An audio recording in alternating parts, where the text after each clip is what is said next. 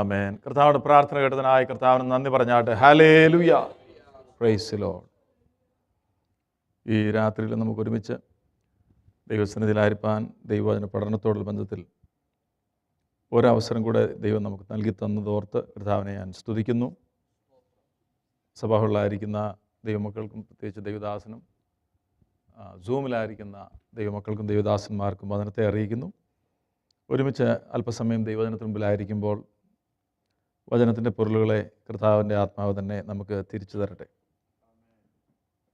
നാം വന്നെത്തിയിരിക്കുന്ന ഈ സമയം പാപവും അനീതിയും അധർമ്മവും അക്രമവും വർദ്ധിച്ചിരിക്കുന്ന ഒരു സമയമാണ്. നാം അറിയുന്നതിനേക്കാൾ കൂടുതലും അധർമ്മം പെരുകിയിരിക്കുന്ന ഒരു സമയത്താണ് നാം ജീവിക്കുന്നത്. കഴിഞ്ഞ ദിവസവും നാം അറിഞ്ഞ സംഭവത്തോടുള്ള ബന്ധത്തിൽ അനേക ദൈവദാസന്മാരും ദൈവമക്കളും നാം ഉൾപ്പെടെയുള്ളവർ ദുഃഖത്തിലാണ്. ഇന്ത്യയിൽ ഇതിൻ്റെ 10 മടങ്ങുള്ള, കഴിഞ്ഞ ദിവസം ഞാൻ റിപ്പബ്ലിക് ഓഫ് കോങ്കോയിൽ 89 ക്രിസ്ത്യാനികളെയാണ് അവർ കൊന്നത്. അതിൽ 70 പേരെ ഒരു ഫ്യൂണറൽ സർവീസിന് അറ്റൻഡ് ചെയ്തുകൊണ്ടിരുന്ന സമയത്താണ് കൊലപ്പെടുത്തിയത്. അപ്പോൾ സത്യമാർഗത്തിനെതിരെയുള്ള പീഡനം എന്നുമുണ്ട്, അതിന്ന് വർദ്ധിച്ചിരിക്കുകയാണ്. ഇതിന് നടുവിൽ നാം പഠിക്കുന്ന സബ്ജക്റ്റ് ഒരു ഐറണി അല്ലെങ്കിൽ ഒരു വിരോധാഭാസമായിട്ട് തോന്നാം. നാം കഴിഞ്ഞ ദിവസങ്ങളിലൊക്കെയും ധ്യാനിച്ചു വന്നത് ദൈവം പരമാധികാരിയാണ് എന്നുള്ളൊരു സബ്ജക്റ്റാണ്. ഇങ്ങനെയുള്ള സംഭവങ്ങൾ സംഭവിക്കുമ്പോൾ നമ്മൾ വിചാരിക്കും ദൈവം എന്ത് ഇതിന് നടുവിൽ. കഴിഞ്ഞ ദിവസവും ഞാൻ ഒരിക്കലും വിചാരിക്കുന്നില്ല യാദൃശ്ചികമായിട്ടാണ് അനാദി നിർണയം എന്നുള്ള ആ സബ്ജക്റ്റ് കർത്താവിൻ്റെ ദാസൻ കഴിഞ്ഞ വീക്കെൻഡിൽ എടുത്തത്. നാം ദൈവവചനത്തിലേക്ക് മാത്രം ഉറ്റുനോക്കുകയാണെങ്കിൽ നമുക്ക് മനസ്സിലാകും ദൈവം ഒരു വലിയ പദ്ധതി തൻ്റെ ഹിതപ്രകാരമുള്ളത് നിവർത്തിച്ചുകൊണ്ടിരിക്കുകയാണ്. അതിലുള്ള ചില കാര്യങ്ങളാണ് നമ്മുടെ കൺമുൻപിൽ നാം കാണുന്നത്. നമ്മുടെ നേരത്തെയുള്ള തലമുറ പലത് നാം കാണാത്തത് കണ്ടു, ഇനി വരുവാനുള്ള തലമുറ നാം കാണാത്തത് കാണും. പക്ഷേ ഇതെല്ലാം ദൈവത്തിൻ്റെ ഒരു വലിയ പദ്ധതി ദൈവം നിവർത്തിക്കുന്നതിൻ്റെ ഭാഗങ്ങൾ മാത്രമാണ്. അതിനകത്ത് നമുക്കൊരു പാർട്ടുണ്ട്. നമുക്ക് പ്രാർത്ഥിക്കേണ്ടതിൻ്റെ ആവശ്യകത വർദ്ധിച്ചുകൊണ്ടിരിക്കുന്ന സമയത്താണ് നാം ജീവിക്കുന്നത്. ആ പ്രിയ സഹോദരൻ ദൈവസന്നിധിയിൽ വിശ്രമിക്കുന്നു എന്ന് ഞാൻ പൂർണ്ണമായും വിശ്വസിക്കുന്നു. ക്രിസ്തുവിൻ്റെ നാമത്തിന് വേണ്ടി ഇപ്രകാരം നിൽക്കുന്ന ഒരുപാട് യുവാക്കന്മാരുണ്ട്. ഇദ്ദേഹത്തെയാണ് അറിയപ്പെടുന്നതെന്ന് മാത്രമേ ഉള്ളൂ. കോളേജ് ക്യാമ്പസുകളിൽ ഇതുപോലെ നിൽക്കുന്ന ഒരുപാട് യുവാക്കന്മാരുണ്ട്. അവരുടെയൊക്കെ യൂട്യൂബിലുള്ള പ്രസംഗങ്ങളൊക്കെ ഇപ്പോൾ അവൈലബിൾ. അത് ഞാൻ കഴിഞ്ഞ ദിവസം ഈ കുഞ്ഞുങ്ങളാകുമ്പോൾ നമുക്ക് പൊതുവിൽ അവരെന്തോ പറയുന്നതെന്നൊരു അങ്ങനെയല്ല. വളരെ ബോൾഡ്നെസ്സോടുകൂടെ ക്രിസ്തുവിൻ്റെ സാക്ഷ്യത്തിന് വേണ്ടി, ക്രിസ്തുവിൻ്റെ നാമത്തിന് വേണ്ടി, സുവിശേഷത്തിന് വേണ്ടി, വചനത്തിൻ്റെ മൂല്യങ്ങൾക്ക് വേണ്ടി നിൽക്കുന്ന അനേകർ നമ്മുടെ ചുറ്റുപാടുകളിലുള്ളപ്പോൾ ലൂക്കോസിൻ്റെ സുവിശേഷം അതിൻ്റെ 9-ാം അധ്യായത്തിൽ കർത്താവ് പറഞ്ഞ ആ ശിഷ്യത്വത്തിൻ്റെ വ്യവസ്ഥകൾ അതൊരു ഓപ്ഷണലല്ല. നമുക്ക് ഈ ചില ആപ്ലിക്കേഷൻ അല്ലെങ്കിൽ എന്തെങ്കിലും ഒരു ആപ്ലിക്കേഷൻ നമ്മൾ പൂരിപ്പിക്കുകയാണെന്നിരിക്കട്ടെ, അതിനകത്ത് ഫസ്റ്റ് നെയിം അത് ഡെഫിനറ്റായിട്ട് വേണം, ലാസ്റ്റ് നെയിമും ഡെഫിനറ്റായിട്ട് വേണം, മിഡിൽ നെയിം എഴുതിയിട്ട് അതിൻ്റെ ബ്രാക്കറ്റ് എഴുതിയിട്ടുണ്ട് ഓപ്ഷണലാണ്. ഇതുപോലെ ഇത് ഓപ്ഷണലായിട്ട് പറഞ്ഞതല്ല ഈ ശിഷ്യത്വത്തിൻ്റെ വ്യവസ്ഥകൾ. ഇങ്ങനെ ആയിത്തീർന്നെങ്കിൽ മാത്രമേ നാം യഥാർത്ഥത്തിൽ ശിഷ്യനാകുകയുള്ളൂ എന്ന് അവിടെ എഴുതി വെച്ചേക്കുന്നു. 9-ാം അധ്യായത്തിൻ്റെ 23-ാം വാക്യത്തിൽ പിന്നെ കർത്താവ് പറഞ്ഞതാണ്, അവൻ എല്ലാവരോടും പറഞ്ഞത് എന്നെ അനുഗമിക്കാൻ ഒരുത്തനിച്ഛിച്ചാൽ. അപ്പോൾ അനുഗമനം ഇൻഡിവിജ്വലാണ്. രക്ഷ ഇൻഡിവിജ്വൽ ആണെന്ന് പറയുന്ന പോലെ തന്നെയാണ് അനുഗമനവും ഇൻഡിവിജ്വലാണ്. ഒന്ന് വായിച്ചാട്ടെ.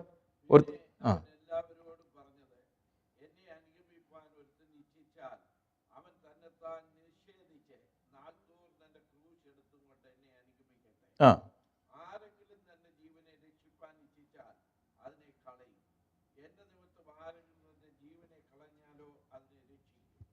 ഈ പ്രിയപ്പെട്ടവൻ അതിന് 10 മിനിറ്റ് മുമ്പേ കർത്താവിലുള്ള വിശ്വാസത്തെ റീഅഫേം ചെയ്ത് ഒരു ചോദ്യത്തിന് മറുപടിയായി അദ്ദേഹം പറയുകയുണ്ടായി. ആരെങ്കിലും തൻ്റെ ജീവനെ രക്ഷിക്കുവാൻ ഇച്ഛിച്ചാൽ അതിനെ കളയേണ്ടി വരും. പക്ഷേ എൻ്റെ നിമിത്തം ആരെങ്കിലും തൻ്റെ ജീവനെ കളഞ്ഞാലോ അതിനെ രക്ഷിക്കും. മറ്റൊരു ഭാഗത്ത് മത്തായി സുവിശേഷം അതിൻ്റെ 9-ാം അധ്യായത്തിൽ 10-ാം അധ്യായത്തിൽ കർത്താവ് പറയുന്നുണ്ട്, 10-ന്റെ 38 അല്ലെങ്കിൽ 36, 37, 38 എന്നേക്കാളധികം അപ്പനെയോ അമ്മയോ പ്രിയപ്പെടുന്നവൻ. അതായത് ഇവിടെ കർത്താനദാസൻ അതിന് ക്ലാരിഫിക്കേഷൻ പറഞ്ഞതാണ്. ഒരു ഭാഗത്ത് മാതാപിതാക്കളെ ബഹുമാനിക്കണമെന്നും റെസ്പെക്റ്റ് ചെയ്യണമെന്നും ഒക്കെ അവർക്ക് വേണ്ടി കരുതണമെന്നൊക്കെ വചനത്തിൽ വ്യവസ്ഥയുണ്ട്. ആ കാര്യമല്ല ഇവിടെ പറയുന്നത്. ക്രിസ്തുവിൻ്റെ നാമം നിമിത്തമുള്ള കാര്യമാണ് പറയുന്നത്. ക്രിസ്തുവിൻ്റെ നാമം നിമിത്തം നമുക്കറിയാം, നമ്മുടെ മലയാളക്കാരിൽ തന്നെ വസ്തു എഴുതി കൊടുക്കാതെ അവരെ വീട്ടിൽ നിന്നും പുറത്താക്കിയവരുണ്ട്, പടിയണച്ച് പിണ്ണം വെച്ചവരുണ്ട്. എന്ന് പറഞ്ഞു കഴിഞ്ഞാൽ ഹിന്ദു മാർഗത്തിൽ ഒക്കെ ഒറ്റയ്ക്ക് വിശ്വാസം ഇറങ്ങി തിരിച്ചവർക്ക് അവരുടെ എല്ലാം നഷ്ടപ്പെട്ടിറങ്ങിയിട്ടുണ്ട്. പക്ഷേ അവർ കർത്താവിനേക്കാൾ ഉപരിയായി മാതാപിതാക്കളെ അന്നേരം അവർക്ക് റെസ്പെക്റ്റ് ചെയ്യാൻ കഴിഞ്ഞില്ല. കർത്താവിൻ്റെ നാമമായിരുന്നു അവർക്ക് പ്രധാനം. എന്നേക്കാൾ അധികമായി അപ്പനെയോ അമ്മയോ പ്രിയപ്പെടുന്നവൻ എനിക്ക് യോഗ്യനല്ല. എന്നേക്കാൾ അധികം മകനെയോ മകളെയോ പ്രിയപ്പെടുന്നവൻ എനിക്ക് യോഗ്യനല്ല. തൻ്റെ ക്രൂശ് എടുത്ത് എന്നെ അനുഗമിക്കാത്തവന് എനിക്ക് യോഗ്യനല്ല.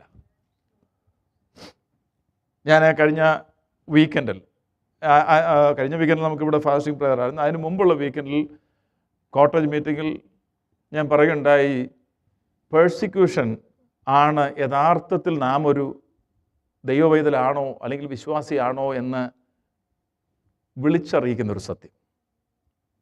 ചെയ്തുകൊണ്ടിരിക്കുന്ന ഒരു സമയത്താണ് നാം ജീവിക്കുന്നത്.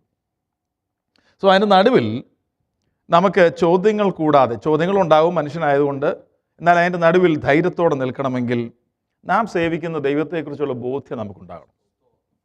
അതിനാണ് ഈ സോവറിനിറ്റി ഓഫ് ഗോഡ് എന്നുള്ള ഈ കടൽ പോലത്തെ ഈ സബ്ജക്റ്റ്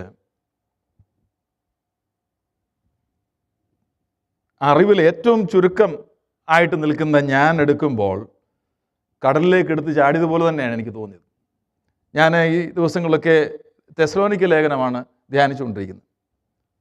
ലേഖനത്തിലൂടെ പോകുമ്പോൾ ആ ലേഖനത്തിനൊരു ഫ്രെയിം വർക്കുണ്ട്. അതിനകത്ത് നിന്ന് നമുക്കത് എക്സ്പ്ലെയിൻ ചെയ്യാം. അതും കടൽ പോലെ തന്നെ ആണെങ്കിലും, പക്ഷേ ഈ സോവറിനിറ്റി എന്ന് പറയുമ്പോൾ ഒരുപാട് മേഖലകൾ ടച്ച് ചെയ്തെങ്കിൽ മാത്രമേ അത് നമുക്ക് മനസ്സിലാവുകയുള്ളൂ. എത്രയും പെട്ടെന്ന് ഇത് തീർക്കണം എന്നാണ് ഞാനിത് ആഗ്രഹിക്കുന്നത്. കാരണം അതുപോലെ വാസ്റ്റായിട്ടൊരു സബ്ജക്റ്റാണ് സോവറിനിറ്റി. ഒരുപാട് ചോദ്യങ്ങൾ ദൈനംദിനത്തിൽ ദൈവത്തിൻ്റെ സോവറിനിറ്റിക്ക് എതിരെ നമ്മളിൽ തന്നെ സാഹചര്യങ്ങളും സംഭവങ്ങളും വരുമ്പോൾ നമുക്കുണ്ടാകാം. എന്താണ് സോവറിനിറ്റി ഓഫ് ഗാഡ്? പരമാധികാരിയാണെന്ന് പറയുന്നതിലൂടെ അർത്ഥമാക്കുന്നത് എന്താ? God who is revealed in the scripture. ദൈവത്തെക്കുറിച്ചുള്ള നമുക്ക് മനസ്സിലാകുന്ന വെളിപ്പാട് ദൈവ തിരുവെഴുത്തിലൂടെയാണ് നമുക്ക് ലഭിക്കുന്നത്. സാർവത്രിക വെളിപ്പാടുണ്ട്, അത് സൃഷ്ടിയിലൂടെ നമുക്ക് കാണാം. ആ വെളിപ്പാട് കണ്ടിട്ടും ദൈവത്തെ ദൈവമെന്നോർത്ത് അവനെ നമസ്കരിക്കുകയോ ആരാധിക്കുകയോ നന്ദി കാണിക്കുകയോ ചെയ്യാതിരുന്നത് കൊണ്ട് ദൈവം അവരുടെ മനസ്സിരുട്ടാക്കി കളഞ്ഞു എന്നാണ് നമുക്ക് റോമാലേഖനം 1-ാം അധ്യായത്തിൽ കാണുന്നത്.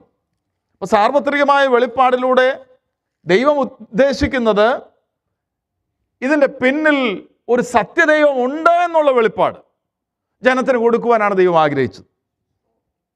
അതവിടെ പറയുന്നത്, അവൻ്റെ നിത്യശക്തിയും ദിവ്യത്വമായ അവൻ്റെ അദൃശ്യ ലക്ഷണങ്ങൾ ലോക സൃഷ്ടി മുതൽ അവൻ്റെ പ്രവൃത്തികളാൽ ബുദ്ധിക്ക് തെളിവായി വെളിപ്പെട്ടു വരുന്നു. അതിനെന്താണെന്ന് ചോദിച്ചാൽ, അവർക്ക് പ്രതിവാദമില്ലാതിരിക്കാൻ. ദൈവത്തെ എനിക്ക് അറിയില്ലായിരുന്നു എന്ന് പറയാൻ ആരെയും ദൈവം അനുവദിക്കത്തില്ല. കാരണം സൃഷ്ടിയിലൂടെ ദൈവം ഉണ്ട് എന്നുള്ളത് ദൈവം വെളിപ്പെടുത്തിയിരിക്കുക. പക്ഷെങ്കിൽ അവർ ദൈവത്തെ അറിഞ്ഞിട്ടും അവനെ ദൈവമെന്നോർത്ത് മഹത്വീകരിക്കുകയോ നന്ദി കാണിക്കുകയോ ചെയ്യാതെ തങ്ങളുടെ നിരൂപണങ്ങൾ വ്യർത്ഥരായി തീർന്നു. അവരുടെ വിവേകമില്ലാത്ത ഹൃദയം ഇരുണ്ടുപോയി. പക്ഷെ നമുക്കുള്ള വെളിപ്പാട് സൃഷ്ടിയിലൂടെ മാത്രമുള്ള വെളിപ്പാടല്ല.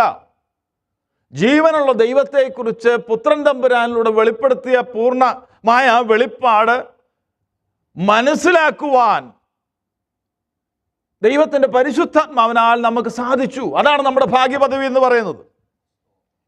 പക്ഷെ അത് നമ്മൾ പ്രോപ്പറായിട്ട് മനസ്സിലാക്കിയെങ്കിൽ മാത്രമേ ഈ ക്രിസ്തീയ ജീവിത യാത്രയിൽ മുന്നോട്ട് ധൈര്യത്തോടെ പോകുവാൻ സാധിക്കുകയുള്ളൂ. അത് നമുക്ക് വചനത്തിൽ നിന്ന് മനസ്സിലാക്കുന്ന ഒരു സത്യമാണ്. നമ്മുടെ ദൈവമാണ് പരമാധികാരിയായ ദൈവം. അവർ God is a sovereign God. അതായത് ഇന്ന് കാണുന്നതും കാണാത്തതുമായ സകലത്തിൻ്റെയും അധികാരിയും നിയന്ത്രിതാവും ഉടമസ്ഥനും സർവോപരി സകലത്തെയും മുൻ നിർണയിച്ച് നിയമിക്കുന്നവനും അവിടുന്നാണ്. ഒട്ടും സംശയം വേണ്ട. പക്ഷെ അപ്പോഴാണ് ഒരുപാട് ചോദ്യങ്ങൾ ചോദിക്കുന്നത്. ഈവിൾ എന്തുകൊണ്ട് സംഭവിക്കുന്നു? ദൈവം ഇത് കാണുന്നില്ലേ? ആദ്യം മുതൽ തന്നെ നമുക്കറിയാം, ഏദനിൽ നടന്ന ആ പാപപ്രവൃത്തി ദൈവത്തിന് തടയാമായിരുന്നില്ലേ? എന്തുകൊണ്ടാണ് മരം അവിടെ സൃഷ്ടിച്ചു വെച്ചത്? ഇവരെ പുറത്താക്കിയ ശേഷം അതിനു ചുറ്റും ദൂതന്മാരാൽ കാവൽ കൊടുത്തെങ്കിൽ ഇത് നേരത്തെ അങ്ങ് കാവൽ കൊടുക്കാൻ വയ്യായിരുന്നോ? അതിൻ്റെ മറുപടി കഴിഞ്ഞ ആഴ്ചകൾ കിട്ടിയെന്നാണ് ഞാൻ മനസ്സിലാക്കുന്നത്. ഇതെല്ലാം ദൈവത്തിൻ്റെ പദ്ധതിക്കകത്തുള്ളത്. ഒരുവൻ കുരുടനായി ജനിച്ചപ്പോൾ ശിഷ്യന്മാർക്ക് അത് മനസ്സിലാകുന്നില്ല, ഇവൻ എന്തിനായി കുരുടനായി ജനിച്ചതെന്ന്. അവർ ചോദിക്കുക, ഇവരുടെ മാതാപിതാക്കളാണോ ഇവനാണോ പാപം ചെയ്തത് ഇവൻ ഇങ്ങനെ ജനിക്കാൻ? കർത്താവിന് മറുപടി പറഞ്ഞത് ഇതിനോട് ചേർന്ന് നമുക്ക് മനസ്സിലാക്കാം, ദൈവമഹത്വം വെളിപ്പെടുവാൻ വേണ്ടിയാണ്. പ്രിയമുള്ളവരെ, ഇന്ന് കാണുന്നതും കാണാത്തതുമായ വിഷയങ്ങളുടെ നടുവിൽ ചോദ്യത്തോടുകൂടി ഇരിക്കുന്ന ഒരുപാട് പേരുണ്ട്. പക്ഷെങ്കിൽ നമുക്കറിയാം, ദൈവവൈതലായതുകൊണ്ട് ആത്യന്തികമായി ദൈവമഹത്വത്തിനു വേണ്ടിയാണ് ഇതെല്ലാം ദൈവം അനുവദിക്കുന്നത്. വചനത്തിൽ കാണുന്ന ദൈവത്തെക്കുറിച്ചുള്ള വെളിപ്പാടിൽ he is the ultimate authority, controller, author, owner and overall destiner of everything we see or that is unseen. സ്തോത്രം. നമ്മൾ പലപ്പോഴായി പറഞ്ഞൊരു ഡെഫിനിഷൻ കൂടെ ഉണ്ട്. Nothing happens without God willing it to happen. അത് നമ്മുടെ ജീവിതത്തിലും ചുറ്റുപാടുകളിലും കഴിഞ്ഞ ദിവസം സംഭവിച്ച സംഭവവും ദൈവം അനുവദിക്കാതെ നടക്കുകയില്ല.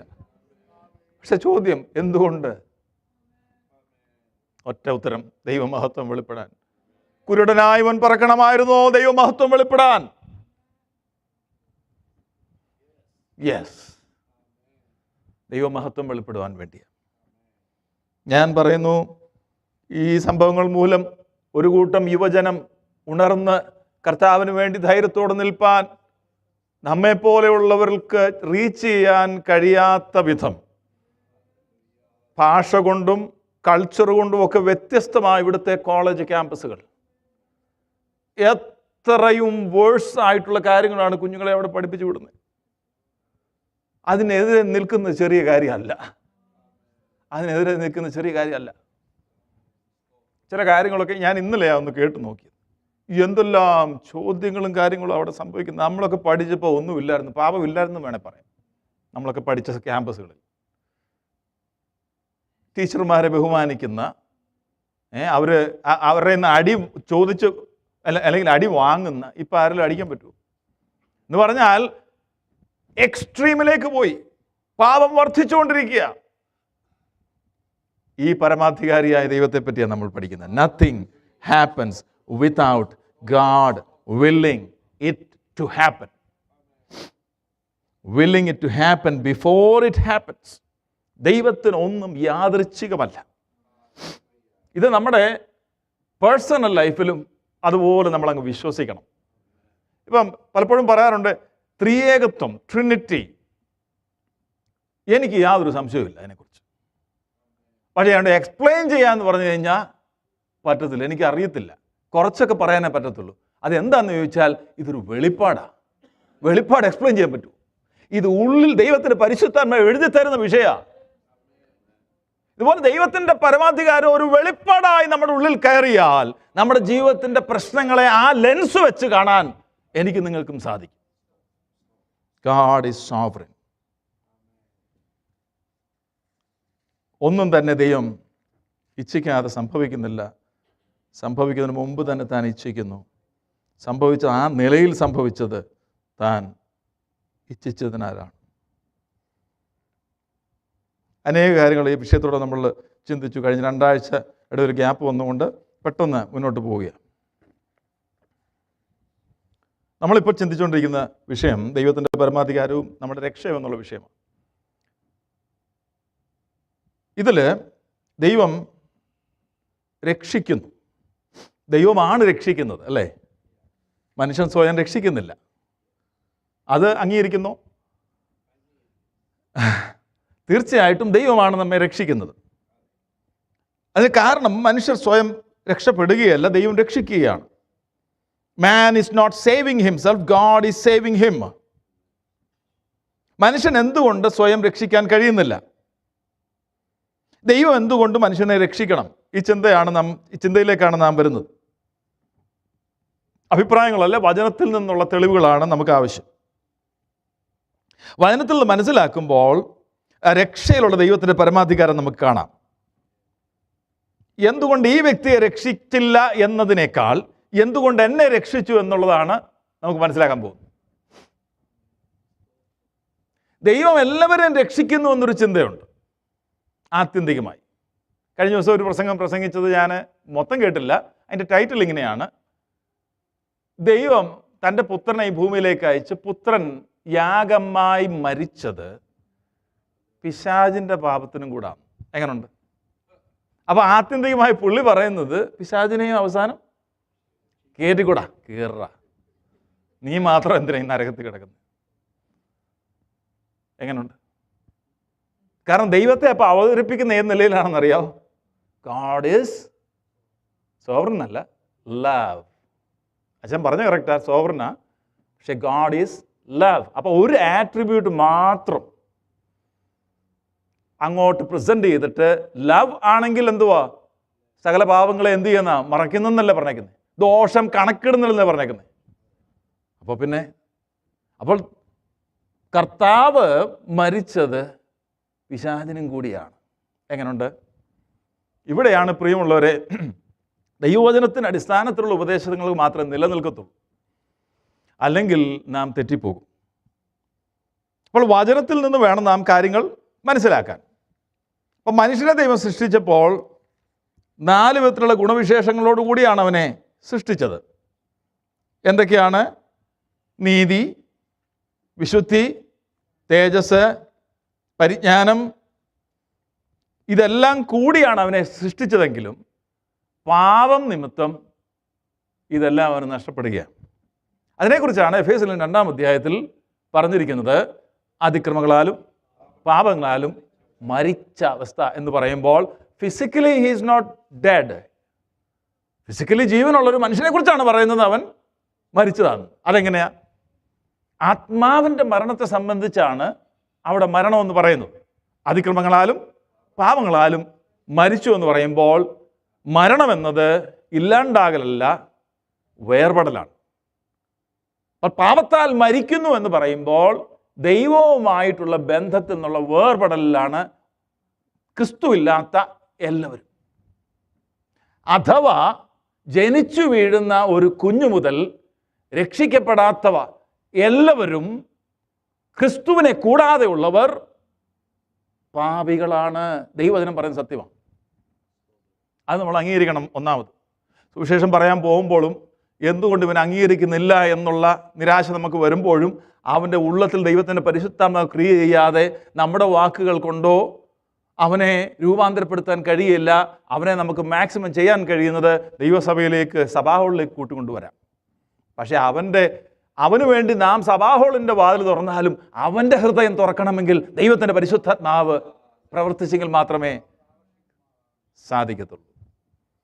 പക്ഷേ സുവിശേഷത്തിന് ആ ശക്തിയുണ്ട്. അതാ പറയുന്നത് റോമാലേഖനം 1:18 സുവിശേഷത്തെക്കുറിച്ച് എനിക്ക് ലജ്ജയില്ല. വിശ്വസിക്കുന്ന ഏവനും, ആദ്യം യഹൂദനും പിന്നെ യവനനും, അത് രക്ഷയ്ക്കായുള്ള ദൈവശക്തിയാണ്. ആ വചനത്തിൽ വ്യാപരിക്കുന്ന പരിശുദ്ധാത്മാവിന്റെ ശക്തി ഒരുവന്റെ ഹൃദയം തുറക്കുവാൻ പ്രാപ്തമാണ്. അങ്ങനെയാണ് ഒരുവൻ രക്ഷയിലേക്ക് നയിക്കപ്പെടുന്നത്. അപ്പോൾ ഞാൻ പറഞ്ഞു, ഒരുവൻ തൻ്റെ വില്ലുകൊണ്ട്, ഫ്രീ വിൽ, ദൈവത്തെ അന്വേഷിച്ച് കണ്ടുപിടിച്ച് രക്ഷിക്കപ്പെടുന്നില്ല. ഫ്രീ വില്ല് മനുഷ്യനുണ്ട്, അത് സത്യമാണ്. മനുഷ്യൻ റോബോട്ടല്ല, സത്യമാണ്. ക്രിസ്തുവില്ലാതിരുന്നൊരു സമയം നമ്മുടെ ജീവിതത്തിൽ ഉണ്ടായിരുന്നോ? ഉണ്ടായിരുന്നു, തീർച്ചയായിട്ടും. നമ്മളിപ്പോൾ ഒരു പെന്തക്കോസ്ത് ഭവനത്തിൽ, ഞാനൊക്കെ പെന്തക്കോസ്ത് ഭവനത്തിൽ ജനിച്ച് വളർന്ന, പക്ഷെ ക്രിസ്തുവില്ലാതിരുന്ന ടൈം എൻ്റെ ജീവിതത്തിൽ ഉണ്ടായിരുന്നു. അന്ന് എനിക്ക് ഫ്രീ വിൽ ഉണ്ടായിരുന്നു. പക്ഷെങ്കിൽ രക്ഷിക്കപ്പെടുന്നതിന് മുമ്പുള്ള എൻ്റെ ഫ്രീ വില്ല് എൻ്റെ പ്രകൃതത്തിൻ്റെ അടിമത്വത്തിലായിരുന്നു. എന്തായിരുന്നു എൻ്റെ പ്രകൃതം? നമ്മുടെ പ്രകൃതം എന്തായിരുന്നു? പാപപ്രകൃതമായിരുന്നു. ഓൾഡ് നേച്ചർ എന്ന് പറഞ്ഞാൽ സിൻ നേച്ചർ ആയിരുന്നു. പക്ഷെ ഇപ്പോൾ ദൈവാനുരൂപമായി സൃഷ്ടിക്കപ്പെട്ട പുതുമനുഷ്യനാണ് നമ്മളിലുള്ളത്. ഓരോ ദിവസവും കേൾക്കുന്ന വചനത്താൽ നമ്മുടെ ഉള്ളിൽ രൂപാന്തരം സംഭവിച്ച് 12:1-2 പറഞ്ഞിരിക്കുന്നത് പോലെ നാം ദിനം ദിനം മനസ്സു പുതുക്കി രൂപാന്തരപ്പെട്ടുകൊണ്ടിരിക്കുകയാണ്. ആരെ പോലെ? ക്രിസ്തുവിനെ പോലെ. കേൾക്കുന്ന വചനങ്ങൾ നമ്മെ രൂപാന്തരത്തിലേക്ക് നയിക്കുന്നില്ല എങ്കിൽ നമ്മുടെ രക്ഷയെ നാം തന്നെ ചോദ്യം ചെയ്യണം. കാരണം രക്ഷിക്കപ്പെട്ട ഓരോ ദൈവപൈതലും ദൈവത്തിൻ്റെ പരിശുദ്ധാത്മാവ് ഉള്ളത് കൊണ്ട് അവൻ്റെ ഉള്ളിൽ ഈ കേൾക്കുന്ന വചനത്തിന് അനുസൃതമായി അവനെ രൂപാന്തരപ്പെടുത്തുന്ന ശക്തിയാണ് ഈ തിരുവെഴുത്ത്. അപ്പോൾ ഓരോ ദിവസവും കേൾക്കുന്ന വചനം കൊണ്ട് നമ്മളൊരു രൂപാന്തരം സംഭവിച്ചിരിക്കണമെന്നുള്ളതാണ് ദൈവവചനത്തിൻ്റെ വ്യവസ്ഥ. ഹല്ലേലൂയ. കേൾക്കുന്ന വചനത്തിന് മുമ്പ് നമ്മെ തന്നെ സമർപ്പിക്കണം. മനസ്സിലായില്ലെങ്കിൽ ദൈവദാസന്മാരോട് ചോദിക്കുന്നുണ്ട്, കുഴപ്പമില്ലല്ലോ. അല്ലെ തന്നെ ദൈവത്തിൻ്റെ പരിശുദ്ധാത്മാവ് നമുക്ക് വെളിപ്പെടുത്തി തരുവാൻ നമ്മുടെ ഉള്ളിലുണ്ടല്ലോ. പ്രാർത്ഥനയോടെ ദൈവസന്നിധിയിൽ വചനത്തിന് മുമ്പിൽ ആയിരിക്കുമ്പോൾ ദൈവത്തിൻ്റെ വചനത്തിൻ്റെ വെളിപ്പാടുകൾ തീർച്ചയായിട്ടും പരിശുദ്ധാത്മാവ് നമുക്ക് വെളിപ്പെടുത്തി തരും. ഹല്ലേലൂയ. റോമാലേഖനം 3-ാം 23 അതാണ് പറയുന്നത്.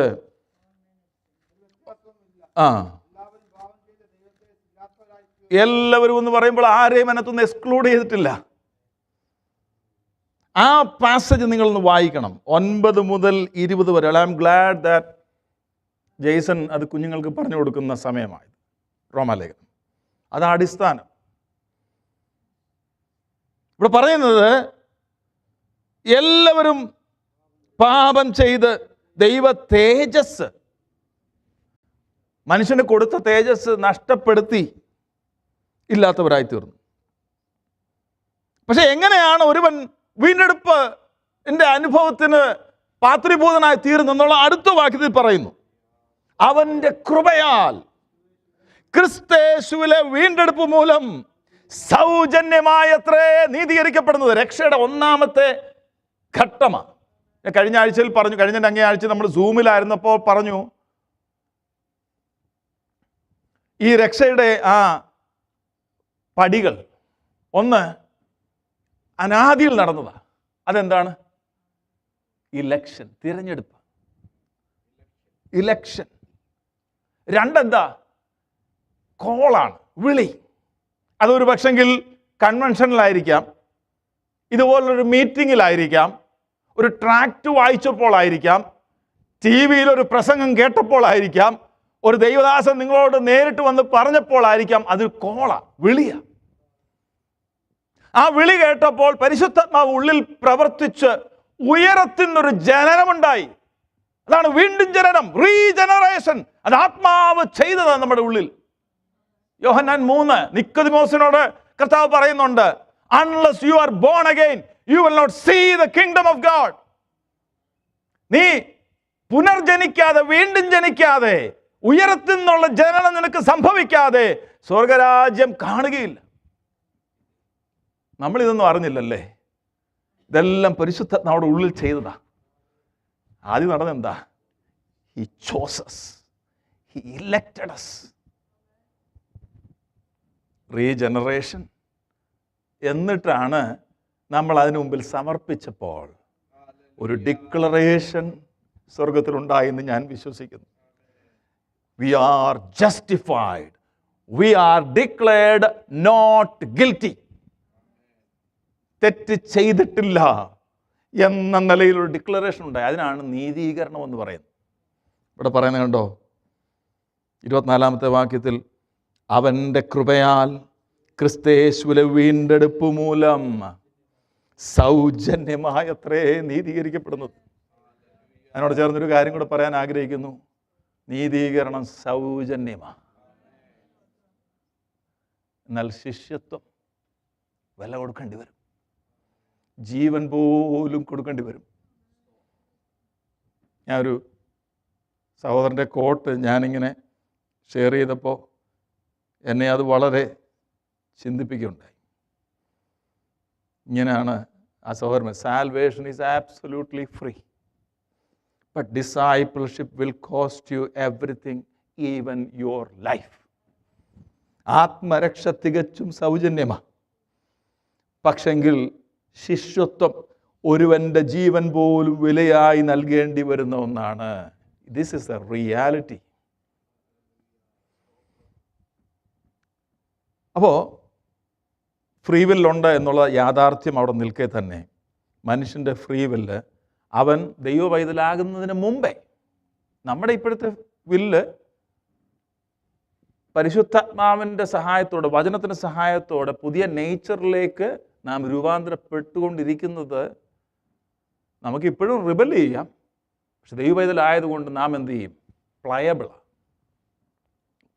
അതിനെക്കുറിച്ച് ചിന്തിക്കണമെങ്കിൽ കുശവൻ്റെ കയ്യിലിരിക്കുന്ന കളിമണ്ണ് അത് ഉടഞ്ഞു പോയപ്പോൾ വീണ്ടും അതിനെ കളയാതെ എന്ത് ചെയ്യുകയാണ്? റീമോൾഡ് ചെയ്യുകയാണ്. ആ നിലയിലാണ്. നേരത്തെ ആയിരുന്നെങ്കിൽ എന്തായിരുന്നു? ഡ്രൈ ആയിട്ട് കിടക്കുക, ദൈവവുമായിട്ട് യാതൊരു ബന്ധവുമില്ലാതെ ഇരിക്കുന്ന അവസ്ഥയായിരുന്നു. മുമ്പോട്ട് പോകുമ്പോൾ നമ്മൾ ദൈവം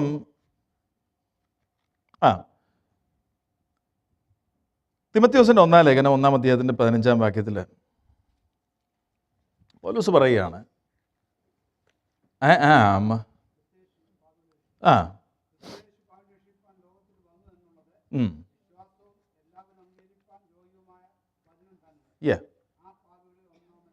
പാപികൾ ഒന്നാമനാണെന്ന് പൗലോസ് പറയുമ്പോൾ അതിൻ്റെ കാരണം, പരിശുദ്ധനായ ദൈവവുമായിട്ട് നാം നമ്മെ തന്നെ താരതമ്യം ചെയ്തെങ്കിൽ മാത്രമേ ഈ ഒരു ചിത്രം നമുക്ക് കാണാൻ കഴിയൂ. നമ്മളിപ്പോഴും അപൂർണരാണ്, നാം ദൈവമക്കളാണ്. നാം തമ്മിൽ താരതമ്യം ചെയ്താൽ നമ്മളെ ശ്രേഷ്ഠതയായിരിക്കും നാം കാണുന്നത്. പക്ഷേ പരിശുദ്ധനായ ദൈവവുമായി നാം താരതമ്യം ചെയ്യുമ്പോൾ അവിടുത്തെ പരിശുദ്ധിയുടെ ദർശനം യെശയ്യാവ് കണ്ടതുപോലെ കാണുകയാണെങ്കിൽ നാം പറയുന്നത് ഇതായിരിക്കും: വോ അൻടു മീ, അയ്യോ ഞാൻ നശിച്ചു. എന്താ അവിടെ പറയുന്നത്? 6-ാം അധ്യായത്തിൽ, ഈ 7-ാം അധ്യായം റോമാലേഖനത്തിൽ പറയുന്നത് പോലെ തന്നെ ഒരു വിളിയാണ് അവിടെ യെശയ്യാ പ്രവാചകൻ പറയുന്നത്. അയ്യോ കഷ്ടം, ഞാൻ നശിച്ചു. ശുദ്ധിയില്ലാത്ത അധരങ്ങളുള്ള മനുഷ്യൻ, ശുദ്ധിയില്ലാത്ത അധരങ്ങളുള്ള ജനത്തിന് നടുവിൽ വസിക്കുന്നു. എൻ്റെ കണ്ണ് സൈന്യങ്ങളുടെ യഹോവയായ രാജാവിനെ കണ്ടുവല്ലോ. അവിടെ സൈന്യങ്ങളുടെ യഹോവയായ രാജാവിനെ സാറാഫുകൾ വിളിക്കുന്നത് എന്താ? പരിശുദ്ധൻ, പരിശുദ്ധൻ, പരിശുദ്ധൻ. ആ പരിശുദ്ധിയുമായിട്ടാണ് താരതമ്യം ചെയ്യുന്നത്. അപ്പോൾ മാത്രമേ നമ്മുടെ നിജസ്ഥിതി നമുക്കറിയുവാൻ കഴിയുകയുള്ളൂ. പൗലോസോട് പറയുകയാണ്, I am the chief of sinners, ദൈവവുമായി താരതമ്യം ചെയ്യുമ്പോൾ. അപ്പോൾ മനുഷ്യൻ്റെ ആകത്തുക അവൻ പാപിയാണ് എന്നതാണ്. അതുകൊണ്ട് ദൈവം എന്താ ചെയ്തത്? നമ്മൾ പാപികളായിരുന്നപ്പോൾ തന്നെ നമ്മെ ആ നിലയിൽ തന്നെ തിരഞ്ഞെടുക്കുക, പ്രവൃത്തികൾ നിമിത്തമല്ല, കൃപയാൽ. അതാണ് എഫെസ്യർ 2-ാം അധ്യായത്തിൻ്റെ 8-ാം വാക്യത്തിൽ പറയുന്നത്. വിശ്വാസത്താൽ, Ephesians chapter 2 verse 8, കൃപയാലല്ലോ വിശ്വാസം മൂലം രക്ഷിക്കപ്പെട്ടിരിക്കുന്നത്. ഇനി അതിന് ദൈവത്തിൻ്റെ, നിങ്ങൾ കാരണമല്ല. അപ്പോൾ നമ്മുടെ ഒരു ഹ്യൂമൻ ഫാക്ടറും ദൈവത്തിൻ്റെ തിരഞ്ഞെടുപ്പിനിടയിൽ ഇല്ല. ബാഹ്യമായ യാതൊരു ചെലുത്തലുകളുമില്ല. ഒരു ഹ്യൂമൻ ഫാക്ടറും അതിനകത്തില്ല എന്നാണ് എഴുതിയിരിക്കുന്നത്. കൃപയാലല്ലോ വിശ്വാസം മൂലം രക്ഷിക്കപ്പെട്ടിരിക്കുന്നത്, അതിന് നിങ്ങൾ കാരണമല്ല, ദൈവത്തിൻ്റെ ദാനമത്രേ ആകുന്നു. ഇനി ആരും പ്രശംസിക്കാതിരിക്കുവാൻ പ്രവൃത്തികളും കാരണമല്ല. ഇവിടെ ഒന്ന് രണ്ട് ചിന്തകളുണ്ട്. അതായത് വചനത്തിൽ കാണുന്ന സത്യമായ മനുഷ്യൻ്റെ പാപപ്രകൃതം, നാം ആദമിൽ ജനിച്ചവരാണ്. നാം ഇപ്പോൾ ക്രിസ്തുവിൽ വീണ്ടും ജനിച്ചവരാണ്. ആദമിൽ ജനിക്കുന്ന എല്ലാ വ്യക്തികളും പാപികളാണ്. എന്നാൽ ഈ പാപം ഡിനായ് ചെയ്യുന്ന ഒരു ഉപദേശമുണ്ട്. അതിനൊരു പേരുണ്ട്. അതിനാണ് പെലേജിനിസം എന്ന് പറയുന്നത്. അതായത് ഒരു ബ്രിട്ടീഷ് മങ്കായിരുന്നു അദ്ദേഹം. അദ്ദേഹം പറയുന്നത് he denied original sin. He emphasizes the ability of human to achieve righteousness through their own effort without God's grace. ദൈവത്തിൻ്റെ കൃപയില്ലാതെ മനുഷ്യൻ്റെ തന്നെ എഫർട്ട് കൊണ്ട് ദൈവസന്നിധിയിൽ നീതിയുള്ളവരായി നിൽപ്പാൻ കഴിയുമെന്നാണ് താൻ പഠിപ്പിച്ചത്. ഇവിടെ അടുത്തൊരു സംഘമുണ്ട്, 40,000 പേര് കൂടുന്ന. അവിടെ പ്രസംഗിക്കുന്ന വ്യക്തി പറയുന്നത് മാൻ ഈസ് ഇൻഹെറന്റ്ലി ഗുഡ് എന്ന്. അത് കേൾക്കുമ്പോൾ കേൾക്കുന്നവർക്ക് ആശ്വാസമാണ്. എനിക്ക് വലിയ കുഴപ്പമൊന്നുമില്ലല്ലോ. പക്ഷെ വചനം എന്താ പറയുന്നറിയോ? Man is ഇൻഹെറന്റ്ലി evil. എല്ലാവരും ഒരുപോലെ പാപം ചെയ്ത് ദൈവതേജസ്സ് ഇല്ലാത്തവരായി മാറി. If man is inherently good, then there is no need for salvation. രക്ഷയുടെ ആവശ്യം വരുന്നില്ല. അപ്പോൾ he emphasized the ability of human to achieve righteousness through their own effort without God's grace. ഇതിൻ്റെ ഒരു ജൂനിയർ ഫോം ഉണ്ട്, സെമായി പെലാജിയനിസം എന്ന് പറയും. അതെന്താണെന്ന് ചോദിച്ചു കഴിഞ്ഞാൽ, ഹ്യൂമൻ ഫ്രീ വില്ലും മനുഷ്യൻ്റെ സഹകരണവും കൂടിയാണ് ഒരുവൻ നീതീകരിക്കപ്പെടുന്നത്. അതും തെറ്റാണ്.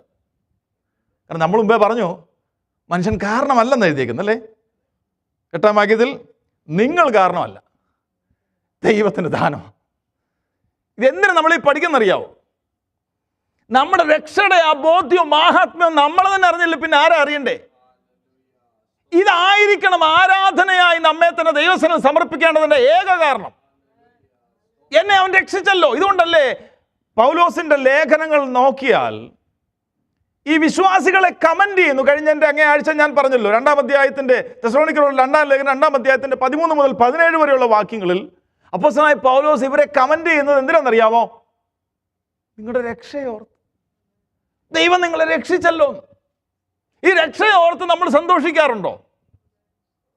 ദൈവം എന്നെ രക്ഷിച്ചല്ലോ എന്ന് ഓർത്ത് നാം സന്തോഷിക്കാറുണ്ടോ? അതോ ഞാൻ കേരളത്തിലായിരുന്നു, യു-ഹോള് മാത്രമേ ഉള്ളായിരുന്നു, ഇപ്പൊ 18 വീലറിലാണ് ഞാൻ വീട് ഷിഫ്റ്റ് ചെയ്യുന്നത്, അത് വലിയ കാര്യമാണോ? നോ, ഞാൻ പാപിയായിരുന്നു, എന്നെ ദൈവം രക്ഷിച്ചല്ലോ. അവിടെ യു-ഹോള് മാത്രമേ ഉള്ളെങ്കിലും നമുക്കൊന്നും നഷ്ടപ്പെടാനില്ല. പക്ഷേ ഞാൻ രക്ഷിക്കപ്പെട്ടില്ലായിരുന്നെങ്കിൽ, ആ നിലയിൽ ഞാൻ തുടരുകയായിരുന്നെങ്കിൽ എൻ്റെ അന്ത്യം എവിടെ ആയിരിക്കും? അതിൽ നിന്ന് ദൈവം എന്നെ രക്ഷിച്ചല്ലോ. ഇവിടെ പറയുന്നത് നീ കാരണമല്ല മോനെ, ഞാൻ നിന്നെ രക്ഷിച്ചതാണെന്നാ പറയുന്നേ. It's God's pure grace. It does not depend on anything outside of God. Such as good works, nothing. Good വർക്ക്സോടെ ജീവിക്കുന്ന ഒരുപാട് പേരുണ്ട്. ഞാൻ കഴിഞ്ഞ ആഴ്ചയിലും ആർക്കൊക്കെ അയച്ചു കൊടുത്തു, പാസ്റ്റർക്ക് അയച്ചതെന്ന് തോന്നുന്നു. ഒരു ഒരു ഒരു ഒരു ഒരു ഗുജറാത്തി ഒരു മനുഷ്യൻ, അപ്പോൾ കോടിക്കണക്കിന് രൂപയാണ് അങ്ങേര് ജുവലറി ബിസിനസ്സുകാരനെ കണ്ട അങ്ങേരെ അടുത്ത് എല്ലാവർക്കും കൊടുത്തിട്ട്, ഇദ്ദേഹമല്ല ഇറങ്ങിയത്, ആദ്യം ഇറങ്ങി അങ്ങേരുടെ മക്കളാണ്. അപ്പോൾ ആ മക്കളെ ആ രീതി വളർത്തിയിട്ടില്ലേ? അപ്പോൾ മക്കളെ നന്നായിട്ട് വളർത്താൻ അറിയുന്ന മനുഷ്യരുണ്ടല്ലോ. മോനെ, ഇതൊന്നും കാര്യമൊന്നുമില്ല, ഇത്രയും സമ്പത്തൊക്കെ നമുക്കുണ്ട്. അവരതെല്ലാം വിട്ടിട്ട് എന്തിനു പോയി? സന്യാസത്തിന് പോയി. മക്കൾ പോയി കഴിഞ്ഞപ്പോഴത്തേന് അപ്പനും അമ്മയും കൂടെ പറഞ്ഞു, ഞങ്ങളും പോവാ സന്യാസത്തിന്. എൻ്റെ ചോദ്യം, അങ്ങനെ ഒരാൾക്ക് രക്ഷിക്കപ്പെടാൻ പറ്റുമോ? ക്രിസ്തു ഇല്ലാതെ ഒരു രക്ഷയില്ല. ഏക മധ്യസ്ഥൻ ക്രിസ്തുവാണ്. പ്രവൃത്തിയിലൂടെ ആരും കർത്താവിന് നീതീകരിക്കാൻ പോകുന്നില്ല. കാരണം മനുഷ്യൻ്റെ എല്ലാ പ്രവൃത്തികളും, ക്രിസ്തു ഇല്ലാത്ത മനുഷ്യൻ്റെ പ്രവൃത്തികളെല്ലാം കറ പുരണ്ട തുണി പോലെയാണെന്ന് യെശയ്യാപ്രവചനത്തിൽ വ്യക്തമായിട്ട് പറയുന്നുണ്ട്. നമ്മുടെ വിശ്വാസത്തിന് ആധാരം വചനമായതുകൊണ്ട് ആ വചനം നമ്മൾ വിശ്വസിച്ചേ പറ്റുള്ളൂ. അപ്പോൾ ഒരിക്കലും മനുഷ്യൻ്റെ പ്രവൃത്തിയാലല്ല അവൻ രക്ഷിക്കപ്പെടുന്നത്.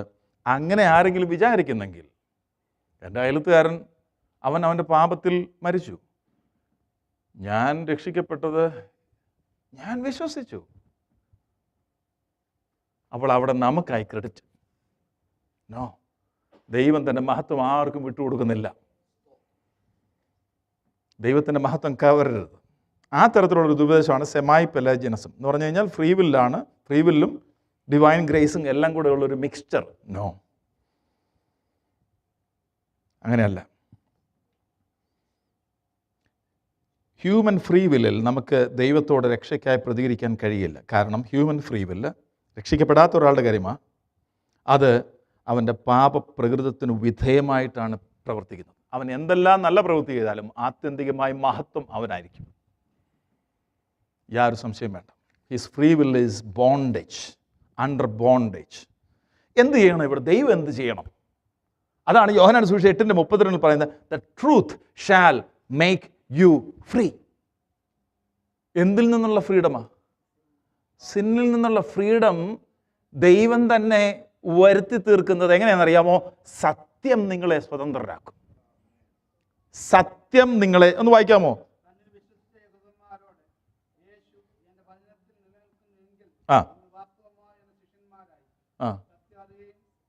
സത്യം അറിയുകയും സത്യം നിങ്ങളെ സ്വതന്ത്രരാകുകയും ചെയ്യും. ഈ സത്യത്തിൻ്റെ പ്രഘോഷണമാണ് സുവിശേഷീകരണത്തിൽ നടക്കേണ്ടത്. സുവിശേഷീകരണത്തിൽ നടക്കേണ്ടുന്നത് സത്യത്തിൻ്റെ പ്രഘോഷണമായിരിക്കണം. മനുഷ്യന് ഒരുപാട് പ്രശ്നങ്ങളുണ്ട്. ആ പ്രശ്നങ്ങളെ ഫോക്കസ് ചെയ്താൽ സത്യം ഡൈലൂട്ടഡായി മാറും. ഞാൻ പറഞ്ഞു, എൻ്റെ കയ്യിൽ 100 ml മരുന്നുണ്ട്. ആ മരുന്ന് അപ്രകാരം കൊടുത്തെങ്കിൽ മാത്രമേ ബി എന്ന് പറയുന്ന വ്യക്തിക്ക് സൗഖ്യം ലഭിക്കുകയുള്ളൂ എങ്കിൽ അത് 50 ml കൊടുത്താൽ പറ്റുമോ? ഈ 50 ml കൂടെ 50 ml വെള്ളം കൂടെ ചേർത്ത് 100 ml ആക്കിയാൽ പറ്റുമോ? കാരണം ഇവിടെ പറയുന്നത് സുവിശേഷത്തിന് ദൈവശക്തിയാ സുവിശേഷം. ആ ശക്തിയിൽ അഡൾട്രേഷൻ വരുത്താൻ പാടില്ല. സുവിശേഷം ഫോക്കസ് ചെയ്യുന്നത് മനുഷ്യന്റെ നിത്യതയാണ്, നിത്യജീവനാണ്. അതിനുവേണ്ടി മാത്രമാണ് യേശു കർത്താവ് ക്രൂശിതനായി നമുക്ക് പകരമായി യാഗമായത്. അതാണ് സുവിശേഷത്തിന്റെ സന്ദേശം. അവന് രോഗമുണ്ട്, അവന് കടഭാരമുണ്ട്, അവൻ്റെ ജീവിതത്തിൽ മരണമുണ്ട്. That's true. അതിപ്പോൾ ഒരു ദൈവവേദലിൻ്റെ ജീവിതത്തിലുണ്ട്. നമ്മളതിനെ ഇഗ്നോർ ചെയ്യണമെന്നല്ല പറഞ്ഞേ. ബട്ട് ഫോക്കസ് അവൻ്റെ ആത്മരക്ഷയാണ്. സന്ദേശം അതാ ഫോക്കസ് ചെയ്യുന്നത്. സത്യം മാത്രമേ അവനെ സ്വതന്ത്രമാക്കത്തുള്ളൂ. പക്ഷേ നമ്മൾ സത്യം അവതരിപ്പിക്കുമ്പോൾ ആ സത്യത്തിൻ്റെ ഉറപ്പിനായി ദൈവം അത്ഭുതങ്ങളും അടയാളങ്ങളും ചെയ്യും. അതവൻ്റെ വിശ്വസ്തതയാണ്. അത് വചനത്തിൽ കാണുന്നതാ. പക്ഷേ ഫോക്കസ് എന്താ? നിത്യത. അതാ പറയാം, നിങ്ങളെൻ്റെ വചനത്തിൽ നിന്നാൽ നിങ്ങളെൻ്റെ ശിഷ്യന്മാരാകും, നിങ്ങൾ സത്യം അറിയുകയും സത്യം നിങ്ങളെ സ്വതന്ത്രമാക്കുകയും ചെയ്യും. ഗലാത്യ ലേഖനം 5:1 പ്രമാണത്തെക്കുറിച്ചാണ് പറയുന്നതെങ്കിലും സ്വാതന്ത്ര്യത്തിനായി ക്രിസ്തു നിങ്ങളെ സ്വതന്ത്രരാക്കി, ഇനിയും ആ അടിമനുഭവത്തിൽ കുടുങ്ങരുത്. അപ്പം സ്വതന്ത്രമാക്കിയ ഒരു അനുഭവം ഉണ്ടല്ലോ. ആർക്കും സ്വന്തമായി സ്വതന്ത്രരാകാൻ കഴിയുകയില്ല. ഏറ്റവും ബെസ്റ്റ് ചില വാക്യങ്ങൾ ഞാൻ പറയാം. ഈ അടിമത്വത്തെക്കുറിച്ചുള്ള, മനുഷ്യൻ ക്രിസ്തു ഇല്ലാത്ത ഒരു മനുഷ്യൻ അടിമത്വത്തിലാണ് എന്നുള്ളതിൻ്റെ തെളിവാണ്. റോമാലേഖനം 6:15 മുതൽ 23 വരെയുള്ള വാക്യങ്ങളൊന്ന് വായിക്കാമോ? Romance chapter 6:15-23. അവിടെ എല്ലാം കൂടെ പറയുന്നു നിങ്ങൾ അടിമത്തത്തിലായിരുന്നു.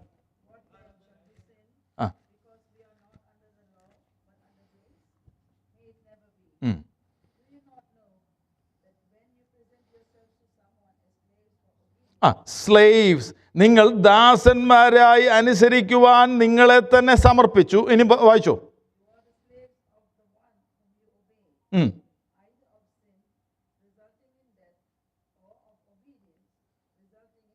കണ്ടോ, ഒന്നുകിൽ മരണത്തിനായി പാപത്തിൻ്റെ ദാസന്മാർ.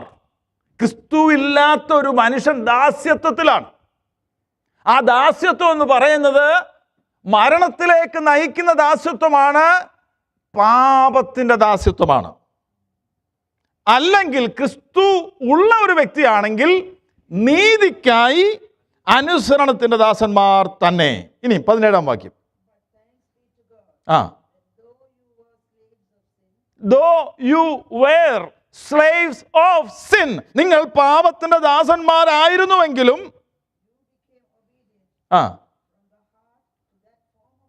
that form of teaching, ഇംഗ്ലീഷിൽ മലയാളത്തിൽ പറയുന്നത് ഉപദേശരൂപം, അത് അനുസരിച്ച് എന്ത് ചെയ്യുന്നു?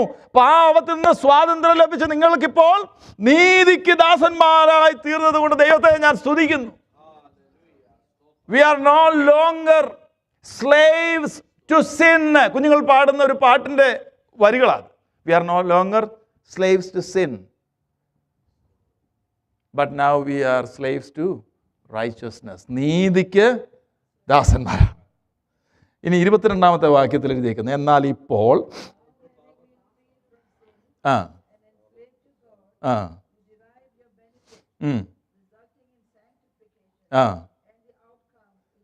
Glory to Jesus. ഇവിടെ പറയുന്നുണ്ടോ, നമ്മളിപ്പോൾ എന്തായി? പാപത്തിന് സ്വാതന്ത്ര്യം ലഭിച്ചു, ദൈവത്തിന് ദാസന്മാരാണ്. മുമ്പേ പറഞ്ഞു നീതിക്ക് ദാസന്മാരാണ്. അപ്പോൾ നമുക്ക് ലഭിക്കുന്ന ഫലം എന്താ? വിശുദ്ധീകരണം. അതിൻ്റെ അന്ത്യം എന്താ? ഗ്ലോറിഫിക്കേഷൻ. ഇവിടെ പറയുന്നത് നിത്യജീവൻ. സ്തോത്രം, സ്തോത്രം. കാര്യങ്ങൾ കുറിച്ച് കർത്താവിനെ ഒന്ന് സ്തുതിച്ചാട്ടെ. ഹല്ലേലൂയ. അപ്പോൾ നമ്മൾ പറയുന്നത് ഫ്രീ വില്ലിൽ ആർക്കും ദൈവത്തെ അന്വേഷിച്ച് കണ്ടുപിടിക്കാൻ കഴിയില്ല. കാരണം അവർ പാപത്തിൻ്റെ അടിമത്തത്തിലാണ്. നാം ഇപ്പോൾ എന്താണ്? പാപത്തിൻ്റെ അടിമത്തത്തിൽ നിന്ന് സ്വതന്ത്രരായി നമ്മളിപ്പോൾ നീതിക്ക് അടിമകളാണ്, ദാസന്മാരാണ്. നമ്മളിപ്പോൾ എവിടെ? വിശുദ്ധീകരണമാണ് അതിൻ്റെ ഫലം. നമുക്കതിൻ്റെ അന്ത്യം എന്താ? നിത്യജീവനാ, ഗ്ലോറിഫിക്കേഷനാ. സ്തോത്രം, സ്തോത്രം, സ്തോത്രം. എബ്രായ ലേഖനം അതിൻ്റെ 2-ാം അധ്യായത്തിൻ്റെ 14-15 വാക്യങ്ങളിൽ, മക്കൾ ജഡരക്തങ്ങളോട് കൂടിയുള്ളവരാകൊണ്ട് അവനും അവരെപ്പോലെ ജഡരക്തങ്ങളോട് കൂടിയുള്ളവനായി മരണത്തിന് അധികാരിയായ പിശാചിനെ തൻ്റെ മരണത്താൽ നീക്കി ജീവപര്യന്തം മരണത്തിൽ അടിമകളായിരുന്നവരൊക്കെയും വിടുവിച്ചു. ഒരു ദൈവവേദലിന് മരണഭീതി നീങ്ങിപ്പോയി. വേദനയുണ്ട്, ഭീതിയില്ല. അല്ലേ? നമ്മുടെ പ്രിയപ്പെട്ടവർ നമ്മെ വിട്ടുപോകുമ്പോഴോ നാം വിട്ടുപോയാലോ നമ്മുടെ പ്രിയപ്പെട്ടവർക്ക് വേദന ഉണ്ടാകും. അത് യാദൃച്ഛികമല്ല, അത് ഒരു യാഥാർത്ഥ്യമാണ്. പക്ഷെ ഭീതിയില്ല. മരണഭീതി നീങ്ങിപ്പോയില്ലേ? നാം ഇന്ന് മരിച്ചാൽ നിത്യജീവനിലാണെന്ന് ഉറപ്പുള്ളവർ കർത്താവിനെ ഒന്ന് സ്തുതിക്കാം. കാരണം ഇത് നമുക്ക് ദാനമായി ലഭിച്ചതാണ്. സ്തോത്രം, സ്തോത്രം, സ്തോത്രം, സ്തോത്രം, സ്തോത്രം, സ്തോത്രം, സ്തോത്രം. മരണഭീതിയില്ല. അങ്ങനെ വരുമ്പോൾ മാത്രമേ സുവിശേഷീകരണത്തിന് വേണ്ടി നമ്മൾ ബോൾഡായി സമർപ്പിക്കപ്പെടുകയുള്ളൂ. മരണഭീതി നീങ്ങി. ആത്യന്തികമായ ഒരു മനുഷ്യൻ ഭയക്കുന്ന മരണം നമുക്ക് ഭീതിയല്ല. സ്തോത്രം, സ്തോത്രം, സ്തോത്രം. മനുഷ്യൻ്റെ സ്വതന്ത്ര ഇച്ഛ തിരഞ്ഞെടുക്കാൻ സ്വാതന്ത്ര്യമുണ്ട്. എന്നാൽ ദൈവകൃപ കൂടാതെ അവൻ്റെ തിരഞ്ഞെടുപ്പുകളെല്ലാം തന്നെ പാപകരമായിരിക്കും.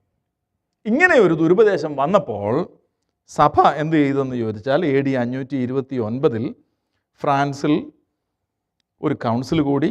ആ സ്ഥലത്തിൻ്റെ പേര് ഓറഞ്ച് എന്നാണ്. അതിനാണ് കൗൺസിൽ ഓഫ് ഓറഞ്ച് എന്ന് പറയുന്നത്. ഈ ദുരുപദേശത്തെ എതിർക്കുകയുണ്ടായി, അതിനെ കണ്ടം ചെയ്തു. അപ്പോൾ പാപത്തിൽ ജീവിക്കുന്ന മനുഷ്യന് ദൈവവുമായി യാതൊരു ബന്ധവുമില്ല, അൺലെസ് ദൈവത്തിൻ്റെ കൃപ ചൊരിയാതെ. ഹല്ലേലൂയ. കൃപയാലുള്ള വിശ്വാസം നൽകാതെ. ഇനി ചില വാക്കുകളോട് ഞാൻ വായിച്ച് മാനസാന്തരം എങ്ങനെയാണ് ഉണ്ടാകുന്നത് വചനത്തിൽ എഴുതിയിട്ടുണ്ട്. How is repentance? നമ്മൾ കുറച്ചുകൂടെ അങ്ങോട്ട് മുന്നോട്ട് പോകുമ്പം റിപ്പൻറ്റൻസ് ഒരു ആജ്ഞയായിട്ട് നമുക്ക് കാണാം, ഒരു ദാനമായിട്ടും കാണാം. രണ്ടും ദൈവവചനത്തിൽ എഴുതിയിട്ടുണ്ട്. അതുകൊണ്ട് ഞാൻ കഴിഞ്ഞ ദിവസം ചിലരോട് സംസാരിച്ചപ്പോൾ ഞാൻ പറയുണ്ടായി, God's sovereignty in salvation is what is written in the scripture. At the same time, there is a responsibility also അപ്പോൾ റിപ്പൻറ്റൻസ് ദാനമായിട്ട് നമുക്ക് കാണാം, അതേസമയം തന്നെ റിപ്പൻറ്റ് എന്നുള്ള കൽപ്പനയും നമുക്ക് കാണാൻ കഴിയും. അപ്പോസ്തല പ്രവൃത്തി 5-ാം അധ്യായത്തിൻ്റെ 31-ാം വാക്യം, Acts of the Apostles chapter 5 verse 31, അവിടെ പറയുന്നത്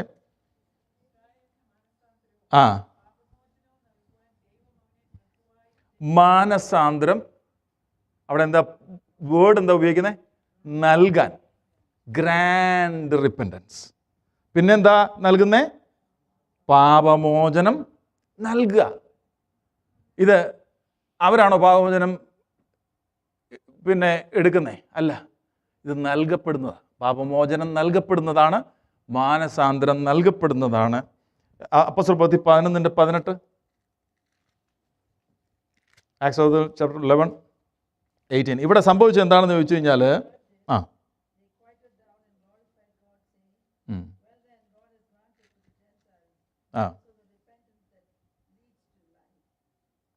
അവിടെ പറയുന്നത്, അവർ ഇത് കേട്ടപ്പോൾ മിണ്ടാതിരുന്നു. അങ്ങനെ ആയാൽ ദൈവം ജാതികൾക്കും ജീവപ്രാപ്തിക്കായി, നിത്യജീവനായി മാനസാന്തരം നൽകിയല്ലോ എന്ന് പറഞ്ഞ് ദൈവത്തെ മഹത്വപ്പെടുത്തി. ലൂക്കോസിന്റെ സുവിശേഷം 1-ാം അധ്യായത്തിൻ്റെ 77 നമ്മുടെ ദൈവത്തിൻ്റെ ആർദ്ര കരുണയാൽ പാപമോചനത്തിൽ രക്ഷാപരിജ്ഞാനം കൊടുക്കാനായി. കണ്ടോ, ഇതെല്ലാം ദൈവത്തിൻ്റെ പ്രവൃത്തിയായിട്ടാണ്, ഒരുവൻ്റെ ഉള്ളിൽ നടക്കുന്നതായിട്ടാണ് വചനത്തിൽ എഴുതി വെച്ചേക്കുന്നത്. പത്രോസിൻ്റെ 2-ാം ലേഖനം 3:9, 2 Peter chapter 3 verse 9.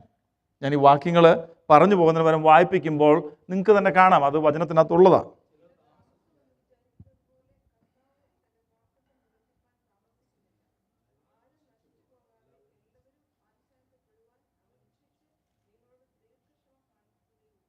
ഇവിടുത്തെ ടോൺ മാറി, മാനസാന്തരപ്പെടുക എന്നുള്ള ഒരു അവസരം ദൈവം കൊടുത്ത് വെയിറ്റ് ചെയ്യുക.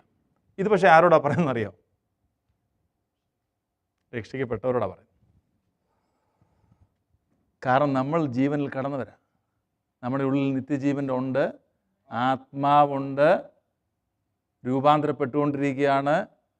നമുക്ക് തന്നെത്താൻ സമർപ്പിച്ച് മാനസാന്തരത്തിന് യോഗ്യമായ ഫലം കായ്ക്കേണ്ടത് ആവശ്യമാണ്. അത് നമ്മുടെ റെസ്പോൺസിബിലിറ്റിയാണ്. എന്നാൽ പാപത്തിൽ കുളിച്ചിരിക്കുന്ന ഒരു മനുഷ്യന് മാനസാന്തരപ്പെടുക എന്ന് പറഞ്ഞു കഴിഞ്ഞാൽ മാനസാന്തരപ്പെടത്തില്ല. അത് ദൈവത്തിൻ്റെ പരിശുദ്ധാത്മാവിൻ്റെ പ്രവർത്തനം അവൻ്റെ ഉള്ളിൽ നടന്നെങ്കിൽ മാത്രമേ സാധിക്കുകയുള്ളൂ. അതാ ദൈവം ദാനമായി കൊടുക്കുക. അങ്ങനെയാണ് നാം രക്ഷിക്കപ്പെട്ടതല്ലേ? അങ്ങനെ നാം രക്ഷപ്പെട്ട ദൈവഭാഗത്തേക്ക് വന്നേ. സ്തോത്രം. കാരണം അവിടെ പറയുന്നുണ്ട്, നിങ്ങൾ കാരണമല്ല, പ്രവർത്തികൾ കാരണമല്ല. പിന്നെന്താ കാരണം? കൃപ, കൃപ, കൃപ, കൃപ. സ്തോത്രം. തിമത്തിയോസിൻ്റെ 2-ാം ലേഖനം 2:25 നമ്മൾ വായിച്ചായിരുന്നു? ഇല്ല. 2 Timothy chapter 2 verse 25.